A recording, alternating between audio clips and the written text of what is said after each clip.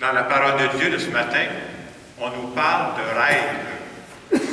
On pourrait dire que même avant que la télévision en couleur ne soit inventée, le prophète Isaïe, c'est quelqu'un qui rêve en couleur.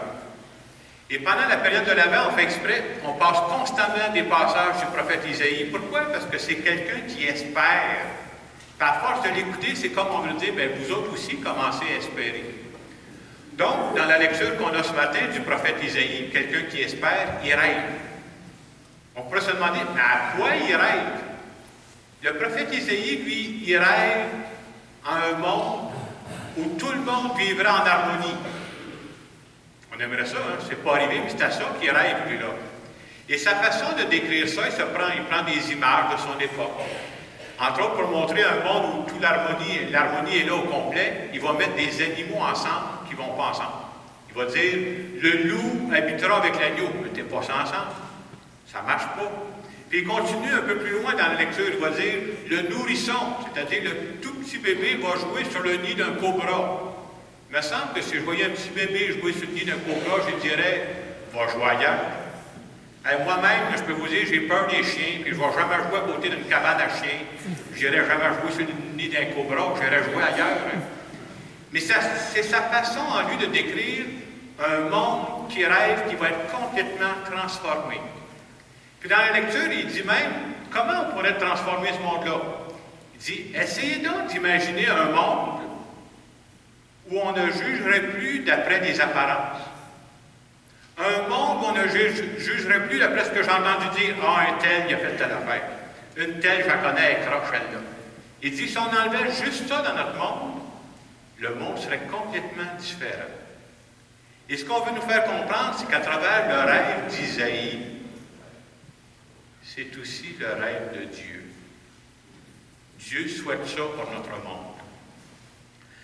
Dans la lecture de la fin de semaine, je dirais, il y a deux choses à retenir. Premièrement, l'importance de rêver.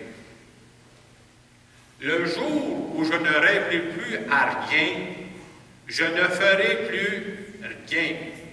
Si moi je rêve plus, je suis dans ma chambre, je suis couché un matin et je ne fais plus rien, ça ne fait pas vivre ça. Donc, c'est important d'avoir des rêves. C'est important de les nourrir, ces rêves-là. Mais c'est important aussi de passer à autre chose. Et parmi les rêves qu'on peut avoir, j'espère qu'on rêve, nous autres encore, un monde plus juste. Un monde plus humain. Un monde où les richesses seraient mieux réparties dans notre monde. Où il n'y aurait pas de gens dans la misère. C'est bien de rêver à ça.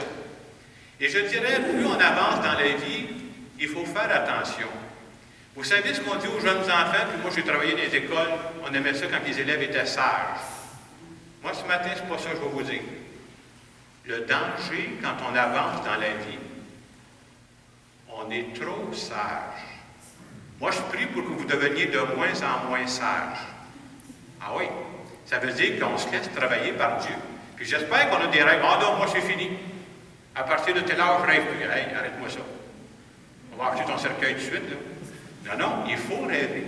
Et dans nos rêves les plus profonds, les aspirations les plus profondes, ce sont les rêves de Dieu. Il ne faudrait jamais étouffer ça. Alors, oui, rêver. Puis en même temps, il y a l'autre partie, quand on arrive dans l'Évangile, Jean-Baptiste, il nous ramène les deux pieds sur terre. Mais convertissez-vous, par exemple. Ben oui. Parce que vous savez, se convertir, ça veut dire, j'ai encore des choses à changer. Et si Jean-Baptiste pouvait traduire ça pour nous autres, là, il dirait à peu près ceci. Avant de vouloir changer le monde, avant de vouloir changer le gouvernement, avant de vouloir changer ton voisin, ta voisine, avant de vouloir changer toute ta famille, Jean-Baptiste dirait toujours, commence donc par te changer toi-même. Et c'est ça la première conversion, c'est celle-là dont on a besoin. Et à partir de celle-là, c'est là qu'il peut se bâtir quelque chose de nouveau. Moi, je crois beaucoup à ça. Il faut rêver. En même temps, il faut poser des gestes pour que les rêves deviennent de plus en plus réalité. Il y a quelques années, je reçois des revues religieuses. Je lisais le témoignage d'une femme, puis je trouve que ça montre un peu que quand on change, c'est pas d'abord les situations qui changent, c'est nous autres qui changent. Alors, je vous donne le témoignage de cette femme-là parce que je trouve que c'est éclairant. C'est une femme qui travaillait dans une pharmacie, elle était pharmacienne. Puis Puis elle, sa job, bien entendu, quand tu es pharmacienne, c'est qu'elle fonctionne avec les prescriptions. Vous savez comment ça marche.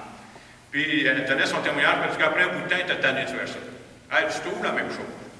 Ceux qui viennent me voir sont toujours malades. Ils ont toujours besoin de pilules. La seule chose qui change, c'est la couleur des pilules. À un moment donné, elle a pensé à changer de job, que tu vas aller faire d'autres choses.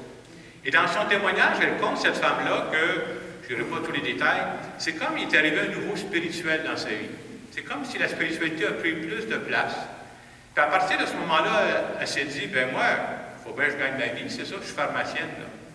Mais elle dit, plutôt que accueillir les gens qui viennent là avec leur prescription, plutôt que les voir comme des numéros, elle dit, je vais essayer de les accueillir comme des personnes, puis dire, c'est ma façon à moi de servir Dieu.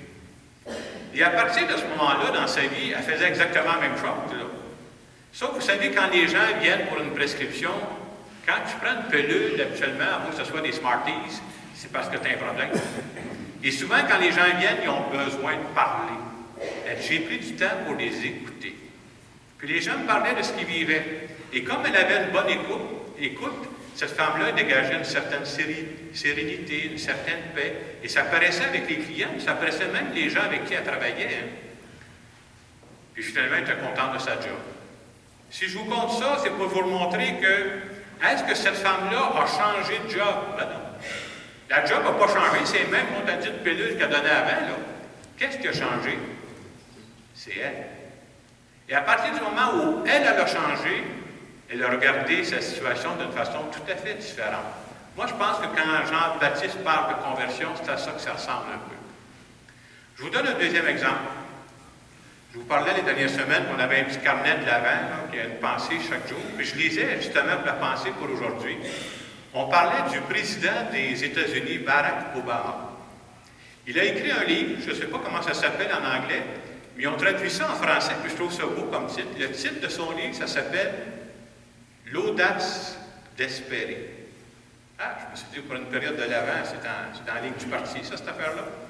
Et dans ce livre-là, « L'audace d'espérer », Barack Obama explique un peu son parcours spirituel à lui. Il commence par dire que ce n'est pas naturel qu'il soit croyant, lui. Parce qu'il dit, moi, il dit, mon père à moi, c'est un homme qui était athée. Et ceux qui connaissent un peu son histoire, Barack Obama n'a pas connu beaucoup son père. Et sa mère, à lui, c'est une femme agnostique. Ça veut dire, on règle les choses ordinaires, là, on ne se tracassera pas avec les autres affaires. Donc, normalement, lui, ça ne serait pas arrivé dans sa vie. Et comment il est devenu croyant? Barack Obama, c'est quelqu'un qui a vécu à Chicago, dans des quartiers pauvres. Et quand je vivais dans ces quartiers pauvres, où il y avait beaucoup d'injustice et tout ça, et j'ai rencontré un groupe d'hommes et de femmes qui ont choisi de lutter contre cette pauvreté-là, pour qu'il y ait plus de justice qui vivent dans ces quartiers pauvres de la ville de Chicago. Puis il dit même, là, ces gens-là, là, c'était leur rêve de changer ça. Et ça faisait partie de leur foi. Il dit, tranquillement, je les ai même vus, je les rencontrais à l'église. Mais ce qui m'a le plus impressionné, il n'était pas juste à l'église. Il travaillait pour changer la situation du milieu dans lequel il vivait. Puis il dit, de les voir aller, moi, ça m'a aidé à croire. Puis deuxièmement, je me suis dit, à force de voir ces gens-là, c'est là que ça a commencé, il faudrait qu'un jour, moi aussi, je m'implique. Que je m'implique pour changer le monde dans lequel je vis. Si je vous dis ça, parce que je trouve qu'il y a deux dimensions, est-ce que c'est important les moments de prière qu'on se donne? Ben oui. Mais c'est aussi important de croire que Dieu passe par moi pour changer le monde où je suis. Ça commence par mon petit milieu à moi. Et cette semaine, j'avais commencé à préparer mon homélie. On a pris les nouvelles jeudi. Il y a un grand homme qui est mort. Nelson Mandela. Et vous savez, lui, ça faisait déjà des années, il vivait en Afrique du Sud. En Afrique du Sud, c'est très clair. Là. Ceux qui venaient, là, ceux qui avaient tous les postes au gouvernement, c'était tous, sans exception, des Blancs. Si t'es noir, prends ton trou, on pose de toi. Puis lui, il rêvait qu'un jour, on pourrait vivre blanc et noir ensemble. Quelqu'un aurait dit, ben, tu rêves en couleur, mon Nelson. Wake up, c'est pas de même que ça marche. Puis tous les gens d'autorité sont blancs, tu n'auras jamais ce que tu veux. Et on sait que Nelson Mandela a fait 27 ans de prison. Si vous connaissez un peu la vie, là, vous comprenez qu'en cours de route, il a dû rencontrer ce que j'appelle des éteignoirs. Quand tu fais 27 ans de prison, pensez à, je ne sais pas, il t'a rendu à 20 ans de prison. Il y a des gens qui ont dû le voir, Nelson, réveille-toi, là, tu rêves en couleur. Tu sais bien que ça ne marchera pas, laisse donc faire ça. Laisse tomber, ça existe, ça, là. Quand vous rêvez, il y a des gens qui vont vous rabattre sur le sol. C'est bon de le savoir, hein? Puis lui, il y en a eu des gens. Il n'a pas lâché. Et aujourd'hui, est-ce que c'est parfait en Afrique du Sud? Non. Est-ce qu'il fait faire des pas à ce peuple-là? Oui. Et moi, je crois que Dieu passe par des personnes comme lui pour changer le monde. Et probablement que nous autres, on ne changera pas un pays au complet. Il m'a demandé, là où j'ai 2 pieds, par exemple, est-ce que moi, je peux travailler à changer ce monde-là? Est-ce que j'ai encore des rêves pour le lieu où je vis? Est-ce que j'ai encore des rêves pour ma famille? Est-ce que j'ai encore des rêves? Moi, je suis curé pour les paroisses, je suis responsable. Si j'ai plus de rêves, bien, va t'asseoir, va te parser, mais tu vas arrêter de vivre aussi, là.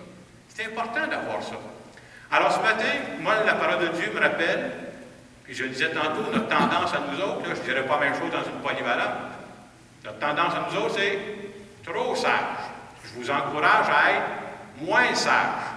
Alors, c'est clair, là. Soyez moins sage. Soyez plus à l'écoute des inspirations profondes, des rêves que vous avez. Parce que quand ça correspond à une inspiration profonde, ça correspond au rêve de Dieu. Et je ne devrais jamais étouffer ça. Il y a aussi d'autres parties, changer. Est-ce que j'y crois tellement à mes rêves que je suis prêt à faire des changements dans ma vie pour que petit à petit, les rêves se réalisent? Alors pour moi, je vous laisse avec ça ce matin. Comment cette parole de Dieu peut nous rejoindre présentement dans ce que nous vivons? Prenons le temps d'écouter la parole de Dieu dans notre cœur.